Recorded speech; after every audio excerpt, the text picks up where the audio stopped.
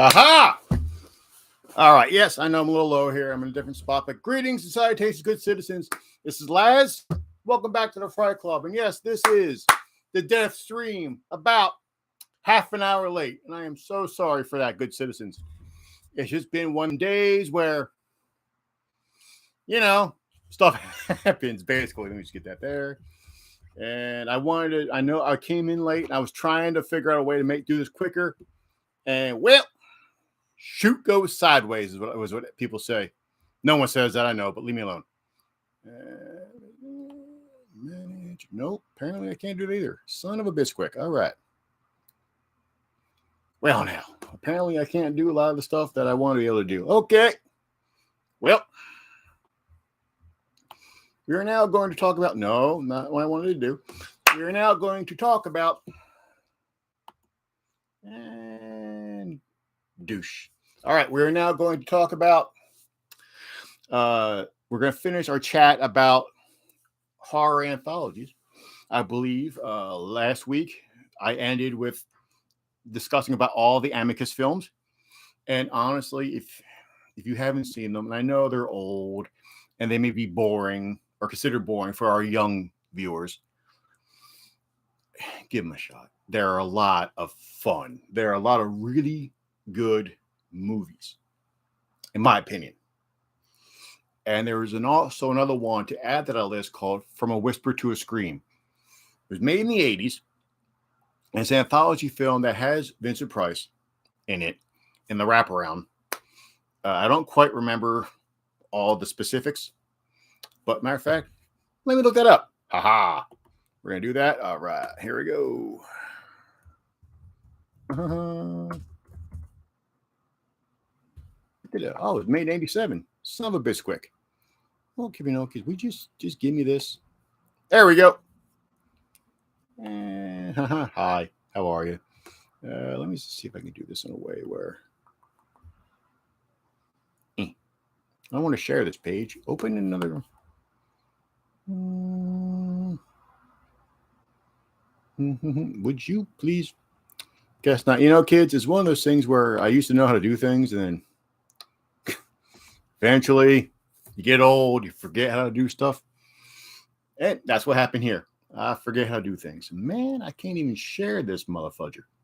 That's right, you heard me. I said it, mudger fudger. You heard me. Right here, motherfudger. Okay, so but Whisper from a Scream. And you get a bunch of, basically it's about a small town in Tennessee. You get Vincent Price is playing a historian, and he's telling forced horror stories to a local journalist named Beth Chandler,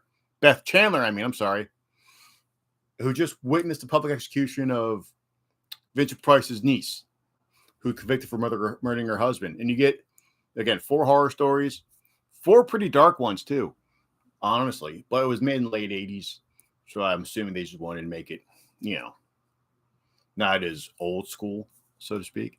Although I know the term old school didn't exist yet. But, I saw this one about 5-6 years ago. I think about for the first or second year I moved in this apartment. And I was like, oh, all right. Because, again, it's one of those things where, I love discovering new things. I love, all right. And I found out, there's an horror anthology from the 80s that I haven't seen yet. Boy, howdy.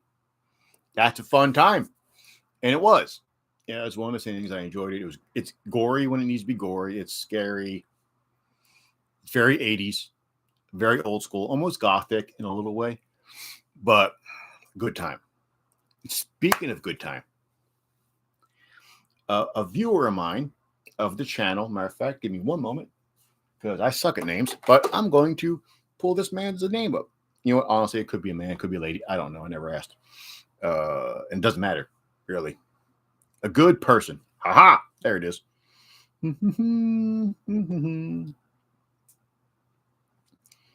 And you come on.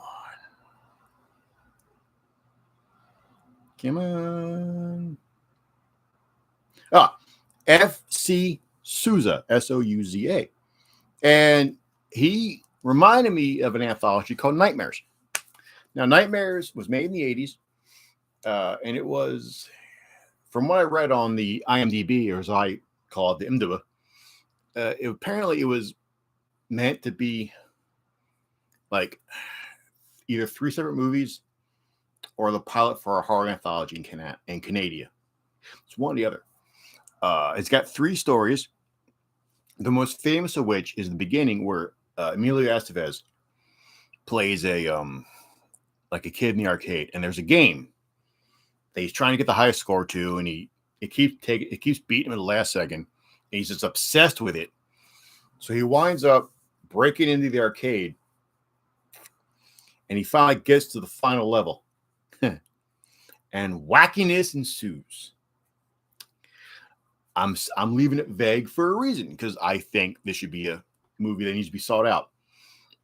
I don't know where you can stream it though. I have never looked. Give me a minute though. Let me look at something. As I'm here, and since no one's watching this, that I know of, might as well, just hey. So Nightmares, 1983. Okay, let's just see if you get the whole movie. You get the Nightmare, you got the trailer. Damn it. Okay, so it's not streaming anywhere that I know of, but you can, I think, pick it up on Shout Factory. Maybe out, although it may be out of print. It's the trailer I'm looking at, 7-year-old. But you can, however, check out the trailer. And there are 2 more stories, and oddly enough, I don't remember them. I know Lance Henderson's in one, but the arcade segment is the one that's burning in my skull. But the other 2 segments are good. They are good. It's just the first one. I remember that as a kid, watching it as a kid, go, wow, it's got really good. Again, it was groundbreaking effects for the time. Just remember that it was made in the early 80s, 83. So you just gotta keep that in mind. Don't judge too harsh. And also, by the way, if people are like, whoa, if it's so good, how do you not remember everything? Dudettes, I barely remember the wear pants during the day. As you get older, your brain kind of, at least mine, kind of loses some stuff here and there. Like, I just watched a bunch of anthologies that were really good and had really good segments. I couldn't tell you any of them on the top of my head. And that's going to be a freaking terrible segue. But that's the segue I'm about to use. Because there's a company that I've mentioned more than once. It's a boutique label called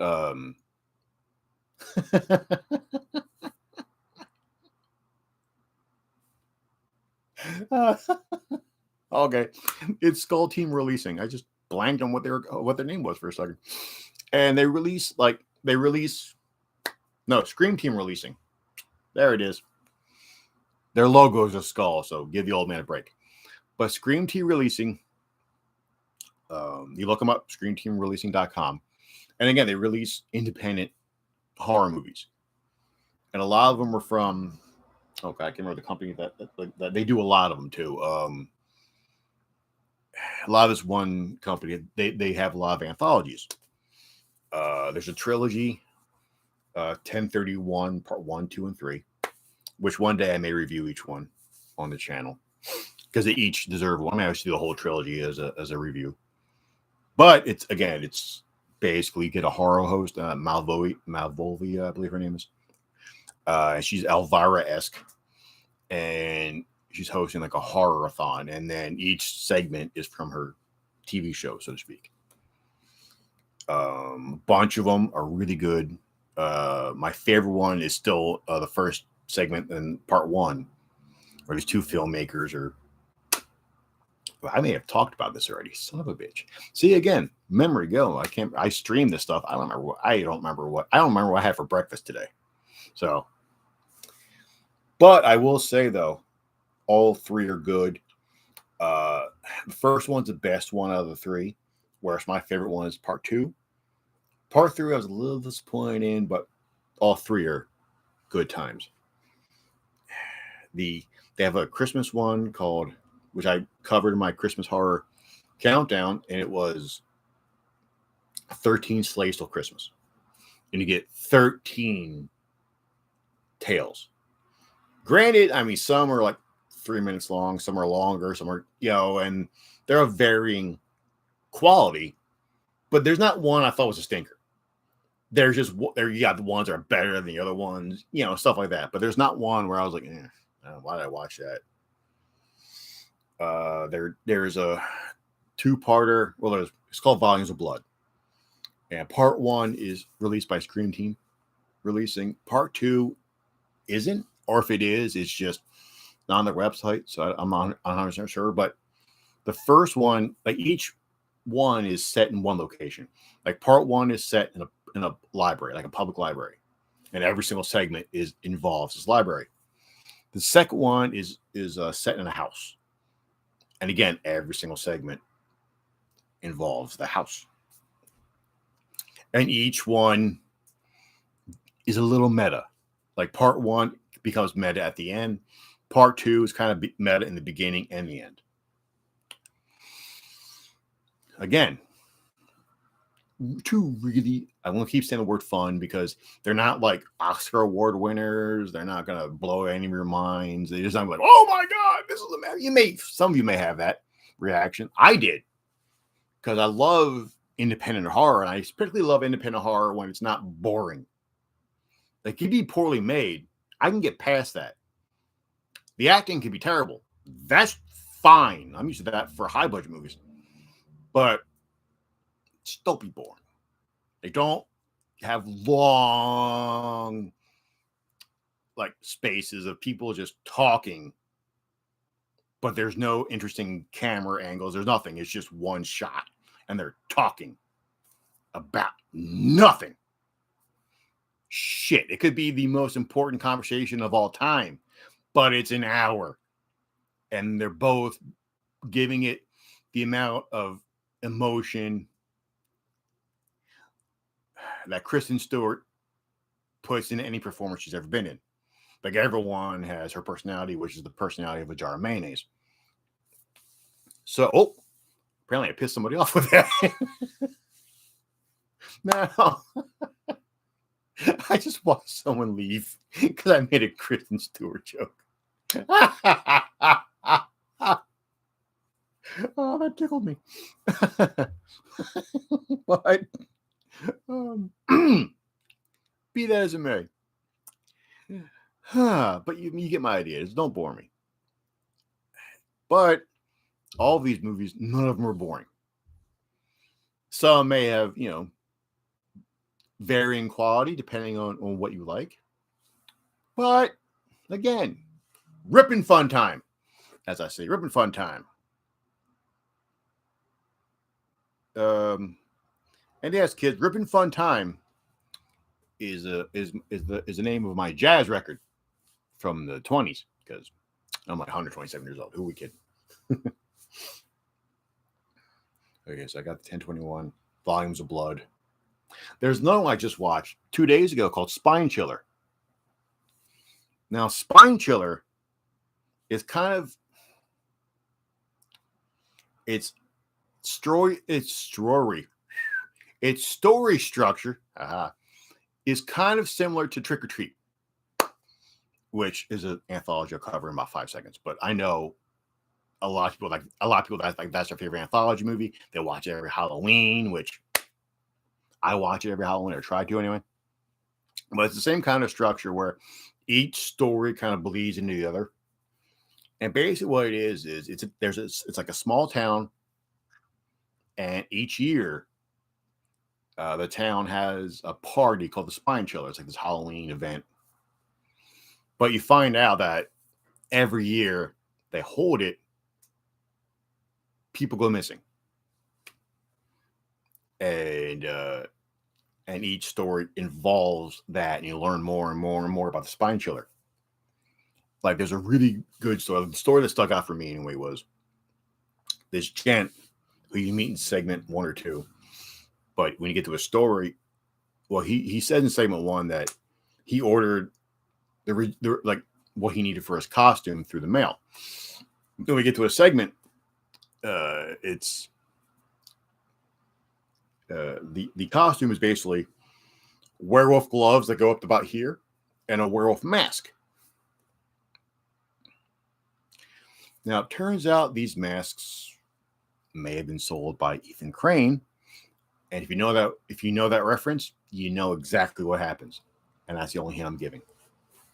And it's really good. Like to me, it's a really like what happens isn't exactly comparable to John Landis or like a John Landis movie, but at the same time, it works, and it's kind of creepy in a way. You're like, oh, all right, and that's the one that really stuck with me.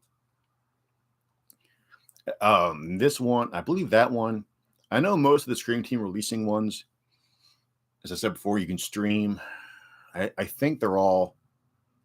If you join Screambox on Amazon, or if you get it off of the Tubi app. Now I know if you did it on Amazon and Screambox, you get like a 7-day free trial. And to me personally, Screambox has more to offer than Shudder for content. For me, because it has a lot of independent stuff, and it's not like Screambox isn't preachy, whereas I feel Shudder is preachy now. And I want to be preached to. Now, granted, Shudder has Joe Bob and Darcy, so I keep it just for that because I love me some Joe Bob and Darcy. But Screambox for me is a better service. And also, the majority of these movies are also on Tubi. And if you don't mind commercials during your streaming, right there. And Tubi's amazing too. And Tubi's got a lot of cool horror stuff. And I also believe most of these are on Vudu in their free section. So you got places to watch these movies. The only one that I can't find free is Volumes of Blood, the first one. So on Amazon, you would have to spend like $3 or $4 to rent it, and it's a worthwhile rent, in my opinion. Let's see here. Okay, now Trick or Treat. Now, I know everyone knows about Trick or Treat, but just in case there's that one person who's never heard of it or never watched it, because where I work, I ran into somebody who's like, really? And they were buying a Sam pop. Like they were buying like stuff with Sam on it. Had no idea that he was part of the movie. I was like, really? But as we all know, Trick or Treat is about 4 or 5 tales, all set in a town. And each of them involve, one way or another, this character named Sam, who's a tiny little urchin, basically, with a pumpkin head. Well, no, actually, he's walking around with a sack on his mask. A sack on his mask. Let's try that again. He's wearing a sack on his head as a mask. Ha ha! And he's dragging it looks like a bag, like a sheet wrapped up, and he's got candy in there. And he's basically the spirit of Halloween. And in each segment, as you go through it, anyone who breaks the rules of Halloween gets taken out. Sometimes with Sam watching. In one instance, 2 instances, Sam doing business for himself. Each story, very, very, again, very, very well, very good. My favorite one is this teacher, his father. He's living in a house, and he's playing tricks on at least one kid who visits his house on Halloween. And his son's there, and his son is annoying as crap. And you can see the father really wants to, really wants to rub out his son. That sounded dirty. He really wants to, basically take out his son. And it builds and builds, and he makes noises for his crabby old neighbor. And you get to the conclusion. And again, I'm really trying not to spoil anything. Because even though I assume everyone watching, none of you who are watching have seen this movie. So you know what I'm talking about. But I don't want to ruin it for the one person who hasn't seen it. You know? And Trick or Treat, I don't know if you can stream it anywhere at the moment for free. I don't know. I do know, however, like you could rent it off of any streaming service. That much I know, but I don't know if there's any one for free. And also, I know there's still versions of Blu-ray, DVD you can buy. Shout Factory put out a hell of a good one, and I recommend you go in and you go online, pick them up before they go out of print. You know, they sell out. So, you know, so again, that's an amazing, amazing movie. There's an old one I watched. Oh, for the life of me, I can't remember what it's called, so I'm not going to cover it. But I watched. Shudder had, I think it was Shudder had like this special about the history of horror anthologies. And I believe it was Shudder. And in it, they mentioned the first horror anthology ever made. And it was a black and white film. For the love of me, I can't remember what it was called. Oh, hold on. Let's look that up. Because it's a movie I think should be checked out.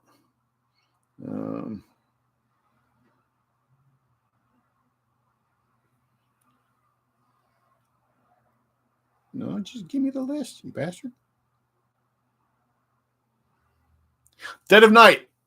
There it is. And it's basically about, you get like a group of peeps and they're in a room and they're all telling horror stories.